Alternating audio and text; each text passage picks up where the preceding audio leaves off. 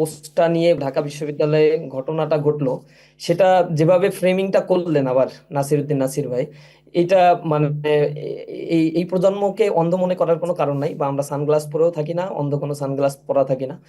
একেবারেই টানা তাকে থানার ভিতরে ভেতরে ঢুকে পেটানো হলো, কোনো কারণ ছাড়াই ডাকসুর নেতৃবৃন্দকে সেখানে মারা হলো।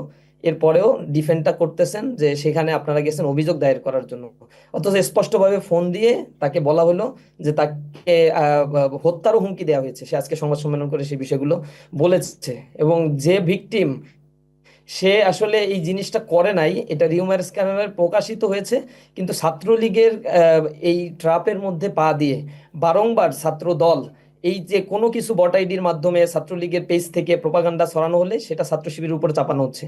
পক্ষান্তরে ছাত্র দলের পক্ষ থেকেও তো অনেক বট আইডি গুলো আমরা দেখতে পাচ্ছি, তাদের মিডিয়া সেল থেকে যে পরিমাণে গুজব ছড়ানো হয়। ইসলামী ছাত্র শিবিরের মূল পেজ যেটা, সেই পেজের দিকে তাকালে দেখবেন যে আমরা একটা স্ট্যান্ডার্ডিটি বা স্মার্টনেস মেনটেন করার চেষ্টা করি। তো ছাত্র দলেরও উচিত এই রাজনীতিতে একটা সভ্যতা ভব্যতা বা স্ট্যান্ডার্ডিটি মেনটেন করা দরকার। গুপ্ত রাজনীতির ব্যাপারে আপনার কাছে মানে আপনি যে প্রশ্নটা করলেন তার উত্তরটা নাসির ভাইয়ের যথাযথভাবে দিতে পারে নাই। তার আসলে প্রবলেমটা কি, কি কারণে সে প্রতিটা ক্যাম্পাসে হলের ভেতরে ঢুকে গুপ্ত শব্দ লিখতে গিয়ে সৌন্দর্য নষ্ট করে ফেলবে? শিক্ষার্থীদের রুমগুলোতে এগুলো লেখা হবে, হলগুলোতে লেখা হবে, এরপর তাদের সাথে পায়ে পাড়া দিয়ে ঝগড়া করা হবে গুপ্ত কথাগুলো বলে। এটা একটা ফ্রেমিং, এই ফ্রেমিংটা এর আগে ছাত্রলীগ করেছে, রাজাকার রাজাকার ফ্রেমিং দিয়ে আমাদেরকে হত্যাযোগ্য বানানো হয়েছে।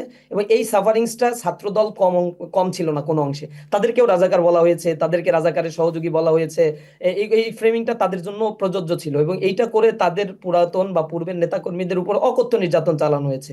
এখন গতদিন সাদ্দাম রাজশাহী সাদ্দাম এই যে চট্টগ্রাম গুপ্ত বলা হচ্ছে যে পলিটেকনিক বারবার ইনস্টিটিউটে যে দেয়ালে ঘটনাটা ঘটছে। দেয়ালে যে গুপ্ত লেখা হচ্ছে বা গুপ্ত বারবার যে বলা হচ্ছে, বেশিরভাগ সময় তো ছাত্র শিবিরের নাম মেনশন করা হচ্ছে না, কিন্তু তারপরে গুপ্ত বললেই কেন আপনাদের মনে হয় যে এটা আপনাদের কি বলা হচ্ছে? আমরা আমরা তো এটাতে এনজয় করছি, আমরা তো এটাতে ক্ষিপ্ত হইনি। আপনারা এটা মিডিয়ার মাধ্যমে একটু খোঁজ খবর নিলেই বুঝতে পারবেন যে এইটার থেকে ক্লাসের উৎপত্তি না। ক্লাসের উৎপত্তিটা হচ্ছে যখন আমাদের ব্যানারগুলো ছিঁড়ে ফেলা হচ্ছিল চট্টগ্রাম পলিটেকনিকে, এবং অভিযোগ দায়ের করতে প্রিন্সিপালের কাছে যাওয়া যাওয়া হয়েছে, সিসিটিভি ফুটেজ সেখানে আছে। এরপর থেকেই হচ্ছে তারা আক্রমণ শুরু করেছে, এবং আক্রমণ করার জন্য তারা ওতপ্রোতভাবে মানে প্রস্তুতি নিয়ে ক্যাম্পাসের বাইরে এরা তারা অবস্থান করছে। যারা আক্রমণ করলো, আক্রমণের পরে বিকেলে আমরা দিলাম কর্মসূচি, মিছিল কর্মসূচি, প্রতিবাদ জানিয়ে। এই প্রতিবাদ জানানোর রাইটস তো নিঃসন্দেহে আমাদের আছে। সেইখানে পেছন দিক থেকে আক্রমণ করলো চাপাতি নিয়ে, রান্দাও নিয়ে, ক্রিজ নিয়ে। এগুলো তো সব পত্রিকাগুলোতে আসছে। তো এই গুপ্ত গুপ্ত ট্যাগ দিয়ে এগুলো ফ্রেমিং করাটা, মারাটা, মানুষকে হত্যা করাটা জায়েজ বানিয়ে নেয়ার জন্য দীর্ঘ সময় ধরে তারা এই ফ্রেমিংটা করেছে। এটা এখন একেবারেই পরিষ্কার।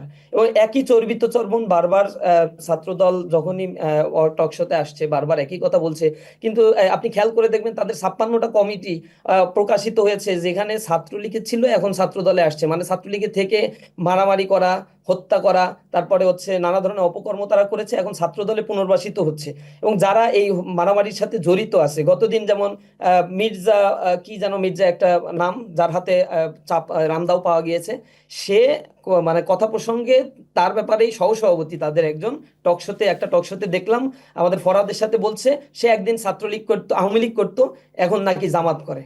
মানে আবার একটু পরে বলতেছে কোথা থেকে জামাত করে, বলছে না সে মানে লুকোচুরি একটা অবস্থান। না, আমার একটু জানার ইচ্ছা যে গুপ্ত শব্দটা ব্যবহার করলে আপনাদের যে ডিসকমফোর্ট তৈরি হয় এক ধরনের, আপনারা যে এক আমাদের কোনো ধরনের অস্বস্তির মধ্যে ডিসকমফোর্ট থাকেন, তৈরি সেটি হচ্ছে না কেন? তো, আমরা তো এটা দিয়ে এনজয় করছি। যারা নিজেদেরকে নিজেরা ফ্রেমিং করে সেটার ব্যাপারে আমাদের কোনো বক্তব্য নাই।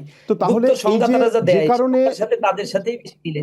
রাইট, আপনি দেখবেন জাহাঙ্গীরনগর বিশ্ববিদ্যালয়ে যিনি ভিপি, তিনি একটা সময় ছাত্রলীগ করতেন, পরে স্বতন্ত্র প্যানেল থেকে ইলেকশন করেছেন, এখন তিনি আবার বিএমপি করেন এবং ছাত্র দলের পারপাস সার্ভ করছেন।